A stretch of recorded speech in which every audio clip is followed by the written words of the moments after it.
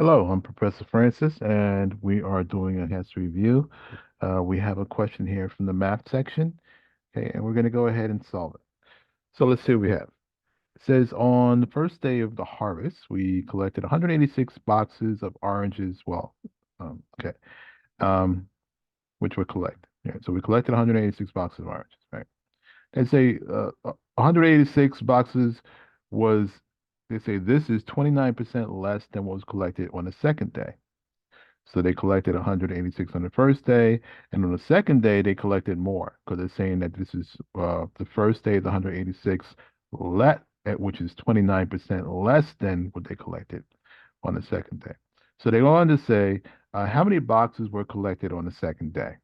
Okay, and they want us to round the answer to the nearest whole number. So let's go ahead and solve this problem. Let's go to the whiteboard.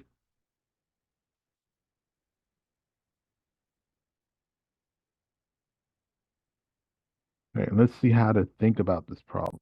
Okay, so you see our question here, right?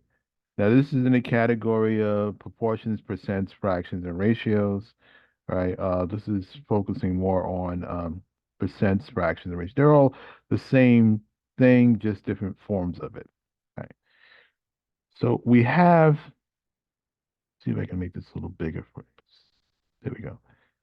So we have to figure out an equation to solve, what they're asking us. So how many boxes were collected on the second day? So let's think about this, okay? Let's look at a situation where we don't know. They don't tell us how many boxes were on the second day. We don't have a number, right? But they it, they do give us a number of how they collected on the first day, and they give us a percent. So let's try to think about this, do this in an easier way. Let's say for example, we do have a number. We know that let's just put this problem on the shelf for a second and create a simpler situation, right? So let's say we know on the second day that we collected, let's say 100 apples, right? On the second day, as you see here, right? And now let's think about the problem. So on the first day, we collected 29% less than 100 apples, right? Right. So we want to know what is 29% less, right? So how we have to figure out that amount, right? So how do we do that? Well, if it's 100 apples, we take 29% of 100 apples, and that'll give us the actual numerical value that we're talking about. So what's 29% less than 100? So 29% of 100 is 29%. Now, from, in order to do any kind of arithmetic, we cannot do it with percents. We have to convert the percent into either decimal or fraction. So let's choose a decimal here, right? So how do we do that? Well, we just, it's 29%. If we want to convert that to a decimal, we just drop the percent and we move the decimal point over from the last digit on the right, 2 places to the left. So 1, 2 gives us 0.29. So 29% of 100 is really multiplying 0.29 times 100, right? So 0.29 times 100 is just 29. So then we can see the question in its entirety. It says we're collecting, on the first day, we collected 29 less than 100, right? So if we want to figure out what we collected on the first day, we simply take 100. We take 29 less than 100, which is 100 minus 29. It's 71. So on the first day, we collected 71. Right. So how does this help us solve this other or the current problem? Well, now we see how to, the thinking. We see the amount that we're actually looking at is not the 29%. It's the original amount on the second day minus 29%. That gives us what we got on the first day, which is 71. And that's what they've given us here. They've given us 186 boxes, which is what we got on the second day. But that is whatever we got on the second day, minus 29%. Okay.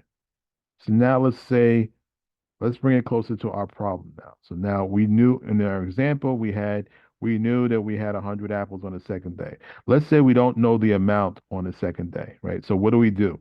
We let X represent the unknown amount collected on the second day. But everything else stays the same. The math that we did when we knew what was happening on the second day, it stayed the same. But just everywhere we see 100 in this math, we're going to replace it with X. So let's do that. Over here to the right, we're going to let, instead of, 100, we're going to say let X represent the unknown amount collected on the second day, right? So on the first day, we collected 29% less than X, right? So that's going to be 29% times X. This is going to be the amount that we have to subtract from X. Is 29 times X. Just like over here, the amount we subtracted from X was 29%. I'm sorry, the amount we subtracted from the amount the second day harvest was 29% of that, right? So we took the first day harvest, the the second day harvest, which was in our example 100, and we subtracted 29% of 100, which was 29 from that, and that's what we got on the first day. So we're going to do the same thing over here, only we replace 100 with X. So the amount that we're going to subtract from X is 29% of X, right? 29% of X is simply 0.29X, right? So the amount we got on the first day is going to be X minus 0.29X, right? And that equals the amount we got on the first day, right? Now we have an equation, and we can simplify that equation and then solve it, right? So I'm still going to use the example amounts here. So in the example, on the first day, we got 71, right? And then, which is 29% less than what we got on the second day. We know the second day we got 100. So just as for continuity, I'm going to show you that it works, okay? So we take X minus 29% of X. That gives us what was on our first day, right? We know in our example, the amount of our first day, we can put that in. We know in our example here, it's 71, right? Now let's solve for X, right? And we already know in our example X equals 100, but we're going to prove that this thinking is correct, right? So solving for X, first thing we have to do is we have to factor X out of this equation, right? So we have X minus 0.29X. If you factor that out, you get X, open parenthesis, 1 minus 0.29, close parenthesis. If you want to prove it to yourself, simply multiply it back, right? So when you multiply something outside of parenthesis to something inside, you have to multiply it to each thing inside of there. So it's going to be X times 1 and then X times 0.29. And when we do that, we get right back to the original equation that we had. X times 1 is X, and then X times 0.29 is simply 0.29X. So you see that this is actually the same thing. We just factored it out. Okay. All right. Now, in solving for X, we can now simplify what's in the bracket. So we say 1 minus 0.29, which gives us 0.71. So now we have X times 0.71, right, equals 71. We divide both, so we want to get X by itself, right? So how do we do that when we're solving equations? What we do is we do the opposite operation that's happening to our variable X. So here, whenever in algebra, whenever two things are close together, it's the operation in multiplication. So it's X times 0.271. To get it by itself, we're going to do the opposite of multiplication, which is division. So it's X. So we divide both sides. We divide X by 0.71 to get X by itself, right? So you see we get X. We did the division. We got X on one side. Now, equation, there's an equal sign here. That means an equation. That means, and it's like a scale, right? So when you're solving an equation, let's a little side note here. We have X times, well, here, let me show you this first. Okay, this will help you clarify it. Understand what we're doing, the process of what we're doing. Right. So in algebra, this is every time we do an algebra problem, right? When we have an equation. The equation is like the pivot to equal sign is like a pivot to a scale. right? So if we put 10 pounds on one side to keep it equal, we have to put 10 pounds on the other side, right? The only difference with an equal sign is that instead of weight, it's the math operation. So if we add 3 to one side, we have to add 3 to the other. If we multiply one side by 4, we have to multiply the other side by 4 to keep it balanced. Whatever operation we do on one side of the equal sign, we have to do the same on the other, right? So it's kind of like the pivot for the scale. So here in our question, what do?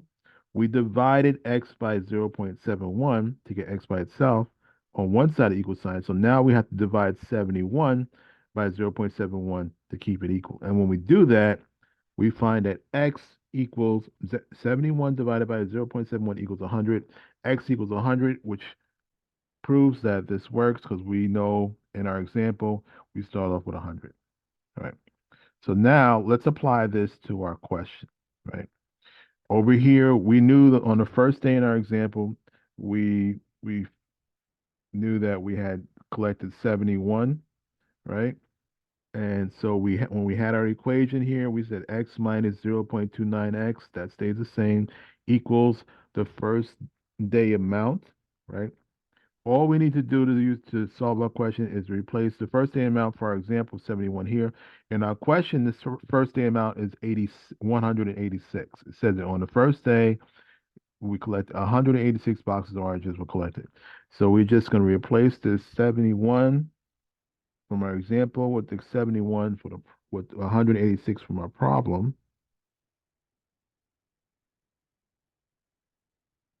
Let's get rid of.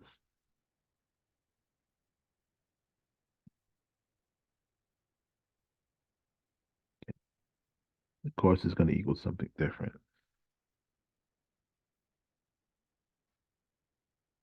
All right. So the first day for our problem, right? The first day amount was 186, right? And then we're going to solve for x the same way we did before. So we worked out, we simplified what was in a bracket, and we got 0.71 times x. We want to solve for x, so we do the opposite operation. We divide x by 0.71, and we're going to do the same thing here. So here we had x times 0.71 equals 71. We're going to replace that 71 with the amount from the first day amount from the question, which is 186.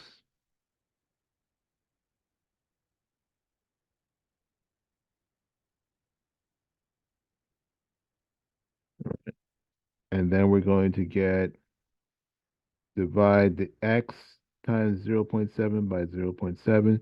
And because the equal sign is like a scale, whatever operation we do on one side of the equal sign, we have to do the same on the other. We're going to divide the 186 by 0.7. So there's going to be x equals 186 divided by 0.71.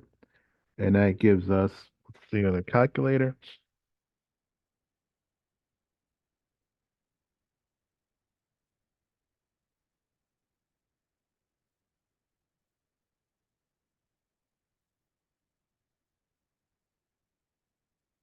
that gives us an amount of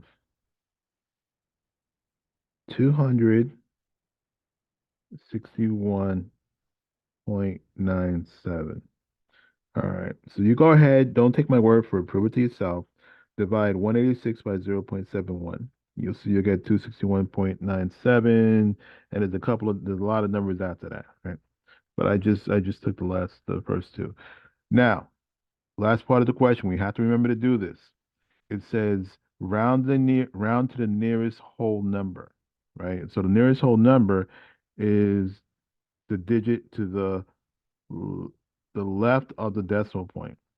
So we're gonna see, how do you round off? Well, you have to look at the digit to the you have to look at the places, right? The number places. Remember, we have the ones place. The one is in the ones place. The six is in the tens place. The two is in the hundreds place, like that, right? So if we're gonna round off, we have to look at the place to the right of the digit we want to round off. We want to round off the one. So we look to the right of the one, and we see that we have a 9 in a 1/10th place, right? We have the decimal point there, and it's 1/10, 100. Those are the places, right? So 9 is in the 1/10th place, and the rule is that if the number to the right is 5 or more, you're going to increase your number that you're looking to round. So in the ones place, we're going to look to the number to the right of it. 9 is 5 or more, so we're gonna round it up to 262. And this would be our answer. All right. So now let's go ahead and check the answer choices on the question.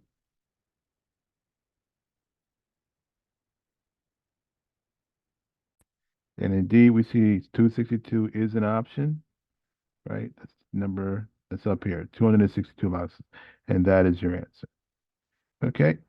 So I hope that helps. And just check your email. This is an interactive session. All right. So if there's anything, any clarification you need this problem, you know what to do. Just follow the procedure of the program. All right. All right. Have a great day.